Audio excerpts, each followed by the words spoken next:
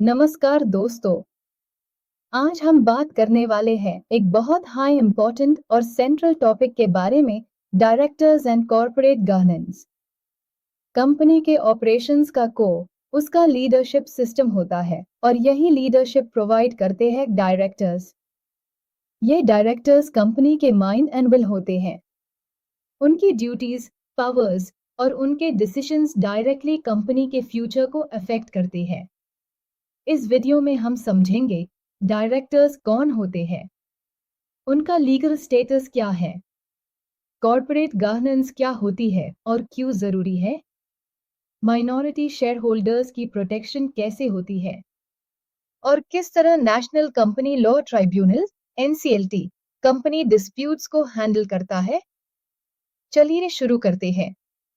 1. की कैप directors and managing directors roles and appointment. Director कौन होता है?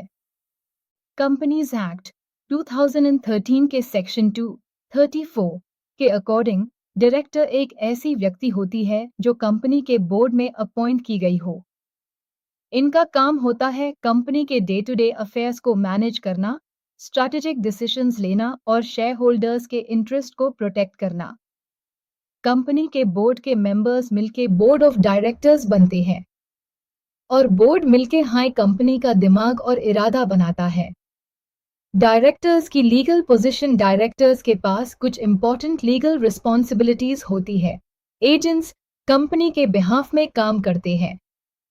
ट्रस्टीज कंपनी के एसेट्स के लिए रिस्पॉन्सिबल होते हैं। फिड्यूशियरीज उनका ड्यूटी होता है ऑनेस्टी और इंटेग्रिटी के साथ काम करना। एम्प्लॉइज नहीं, जब तक उनका एग्जीक्यूटिव कॉन्ट्रैक्ट ना हो, डायरेक्टर्स को एम्प्लॉइज नहीं माना जाता। फर्ग्यूसन वी विल्सन केस ने ये क्लैरिफाई किया था कि कंपनी सिर्फ डायरेक्टर्स के जरिए एक्ट करती है। 2. की कैप टाइप्स ऑफ डायरेक्टर्स। कंपनी में कई तरह के डायरेक्टर्स होते हैं। मैनेजिंग डायरेक्टर MD जो सब्सटैंशियल पावर के साथ काम करता है। Whole time director full time काम करता है। इंडिपेंडेंट डायरेक्टर बोर्ड में इम्पार्शियलिटी और ट्रांसपेरेंसी के लिए। नॉमिनी डायरेक्टर फाइनेंशियल इंस्टीट्यूशंस या गवर्नमेंट के नॉमिनी होते हैं। ऑल्टरनेट डायरेक्टर जब मैं डायरेक्टर टेम्परेरीली एब्सेंट हो। एडिशनल डायरेक्टर बोर्ड अपॉइंट करता है AGM तक। एग्जीक्यूटिव और नॉन एग्जीक्यूटिव डायरेक्टर। 3. की कैप डायरेक्टर्स की अपॉइंटमेंट कैसे होती है? डायरेक्टर्स अपॉइंट किए जा सकते हैं। आर्टिकल्स ऑफ एसोसिएशन में मेंशन होने पर ऑटोमेटिकली शेयर होल्डर्स के द्वारा जनरल मीटिंग में बोर्ड ऑफ डायरेक्टर्स के थ्रू NCLT के ऑर्डर से जब कंपनी में मिसमैनेजमेंट हो, नॉमिनेशन बेसिस पर, जैसे SEBI या financial institutions. Eligibility criteria individual होना चाहिए, आर्टिफिशियल पर्सन नहीं चलेगा, डिस्क्वालिफाइड नहीं होना चाहिए, सेक्शन 164 फॉलो होना चाहिए। दिन डायरेक्टर आइडेंटिफिकेशन नंबर लेना मैंडेटरी है। Minimum directors private company two public company 3 max 15, special resolution से ज़्यादा भी हो सकता है। 4. की कैप ड्यूटीज ऑफ डायरेक्टर्स सेक 166। हर डायरेक्टर का कुछ लीगल ड्यूटी होता है। कंपनी के इंटरेस्ट में काम करना, केयर, डिलिजेंस और स्किल के साथ ड्यूटीज परफॉर्म करना, कॉन्फ्लिक्ट ऑफ इंटरेस्ट से बचना, पर्सनल प्रॉफिट ना लेना अनलेस परमिटेड, वायोलेशन होने पर पेनल्टीज, डिस्क्वालिफिकेशन या सिविल लायबिलिटी हो सकती है। 5. की कैप corporate governance concept amp importance. Corporate governance का मतलब है एक ऐसा फ्रेमवर्क या सिस्टम जिसमें कंपनी एथिकली और रिस्पॉन्सिबली अपने स्टेक होल्डर्स के लिए काम करती है। ऑब्जेक्टिव्स शेयर होल्डर्स के राइट्स को प्रोटेक्ट करना, transparent reporting, fair treatment of all stake holders, long term sustainability principles, accountability, responsibility, transparency, ethical conduct, risk management. 6. की cap governance mechanism in India. India में कॉर्पोरेट गवर्नेंस के लिए कुछ important provisions है। Board committees, audit, nomination amp, Remuneration, Independent Directors Code of Conduct, SEBI Loader Regulations, Clause 49 का replacement, whistle blow mechanism, ये सारे steps company को accountable और ट्रांसपेरेंट बनते हैं। 7 की cap operation and mismanagement, protection of minority problem. कई बार company के मेजॉरिटी शेयर होल्डर्स अपने पावर का मिसयूज करते हैं और माइनॉरिटी शेयर होल्डर्स के राइट्स को सप्रेस करते हैं।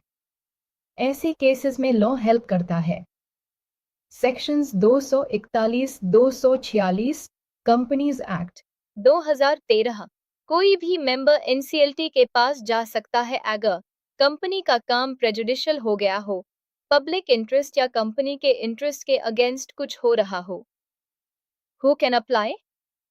शेयर कैपिटल वाली कंपनी में 100 मेंबर्स या 110 शेयर होल्डर्स या 110 शेयर कैपिटल होल्डर्स। एनसीएलटी क्या कर सकता है?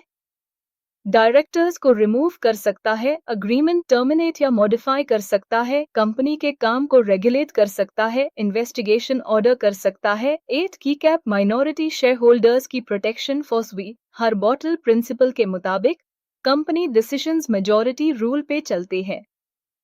पर अगर कंपनी इलीगल काम करे, माइनॉरिटी का इंटरेस्ट हार्म हो, कंपनी अल्ट्रा वीर्स काम करे, तो माइनॉरिटी शेयर होल्डर्स ट्राइब्यूनल के पास जाकर रिलीफ ले सकते हैं।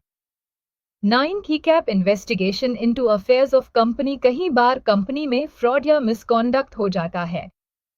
ऐसे में सेंट्रल गवर्नमेंट, ट्राइब्यूनल या मेंबर्स इन्वेस्टिगेशन की डिमांड कर सकते हैं। सेक्शंस 210-229 इन्वेस्टिगेटर के पास होती है। डॉक्यूमेंट्स सीज करने की पावर, विटनेस को बुलाने की power, books of account examine करने की power, serious fraud investigation office SFIO भी कॉम्प्लेक्स फ्रॉड्स की इंक्वायरी करता है। रिकॉन्स्ट्रक्शन एम अमेलगमेशन, रिकॉन्स्ट्रक्शन का मतलब एक कंपनी अपने कैपिटल स्ट्रक्चर या ऑपरेशंस को रीऑर्गेनाइज करे, यूजुअली लॉस के बाद। अमेलगमेशन, तो या उससे ज्यादा कंपनीज का मर्ज हो जाना। न्यू या एग्जिस्टिंग कंपनी बनाई जा सकती है। Legal provisions, sections 230-234 steps.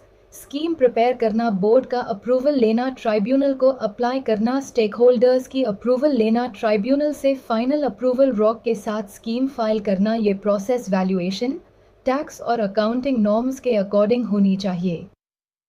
National company law tribunal NCLT. क्या है NCLT?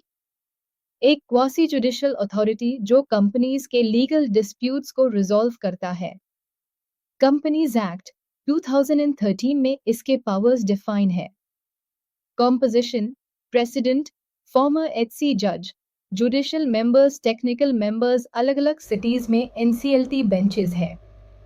Powers, operation mismanagement cases सुनना, मर्जर्स अप्रूव करना, company winding up investigations order करना, कंपनी की रीस्ट्रक्चरिंग अप्रूव करना। अपील जा सकती है एनसीलेट के पास। कंक्लूजन, तो दोस्तों आज हमने देखा कि किस तरह डायरेक्टर्स कंपनी के ब्रेन बनकर कंपनी को लीड करते हैं और किस तरह कॉर्पोरेट गवर्नेंस एक ऐसा स्ट्रक्चर बनाता है जिसमें ट्रांसपेरेंसी, रिस्पॉन्सिबिलिटी और फेयरनेस मेंटेन होती है। अगर कभी कंपनी का मैनेजमेंट शेयर होल्डर्स के इंटरेस्ट के खिलाफ काम करे तो लॉ उनके प्रोटेक्शन के लिए प्रोविजंस देता है, जैसे कि ऑपरेशन मिसमैनेजमेंट का रेमेडी, माइनॉरिटी राइट्स का safeguard, proper investigation mechanism, tribunal जैसे इंस्टीट्यूशंस का रोल। कंपनी लॉ का ये पार्ट कंपनी के इंटरनल स्ट्रक्चर को लीगली स्ट्रॉन्ग बनाता है। अगर आपको ये वीडियो पसंद आई हो तो लाइक ज़रूर कीजिए। अगर आप किसी और टॉपिक का डिटेल्ड एक्सप्लेनेशन चाहते हैं तो कमेंट सेक्शन में लिखिए। मिलते हैं अगले टॉपिक में वाइंडिंग अप ऑफ कंपनी के साथ। तब तक के लिए पढ़ते रहिए, सीखते रहिए। जय हिंद।